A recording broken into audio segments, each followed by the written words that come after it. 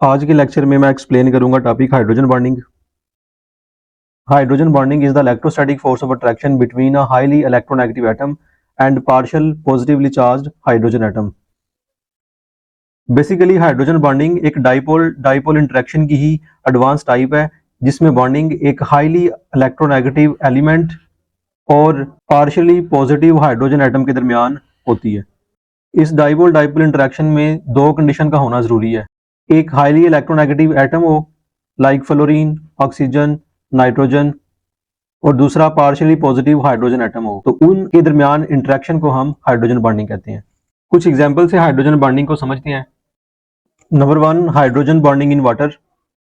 Water में hydrogen bonding को समझने के लिए हम वाटर के सिंगल मॉलिक्यूल को कंसिडर करते हैं।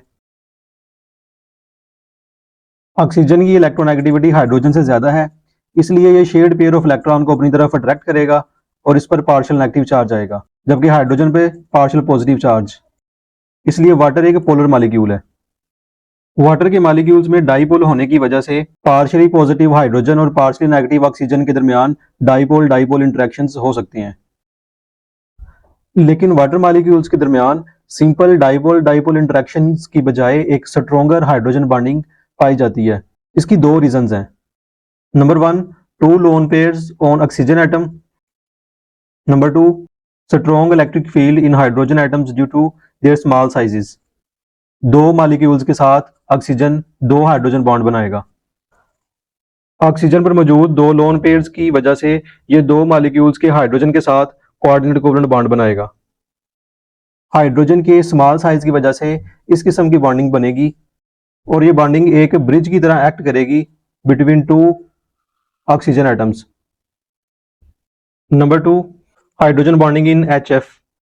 फ्लोरीन की इलेक्ट्रोनेगेटिविटी ज्यादा होने की वजह से इस पर पार्शियली नेगेटिव चार्ज आएगा, जबकि हाइड्रोजन के ऊपर पार्शियल पॉजिटिव चार्ज आएगा। पार्शियली नेगेटिव फ्लोरीन और पार्शियली पॉजिटिव हाइड्रोजन एटम्स के दरमियान हाइड्रोजन बॉन्डिंग जनरेट होंगी और ये एंगल 120 डिग्री होगा। Number 3, hydrogen bonding in ammonia. Ammonia में नाइट्रोजन ज्यादा इलेक्ट्रोनेगेटिव एलिमेंट है, इस पर पार्शियल नेगेटिव चार्ज होगा और हाइड्रोजन पर पार्शियल पॉजिटिव चार्ज। इस तरह पार्शियली नेगेटिव नाइट्रोजन और पार्शियली पॉजिटिव हाइड्रोजन के दरमियान हाइड्रोजन बॉन्डिंग डेवलप होगी। Number 4, hydrogen bonding in acetone and chloroform.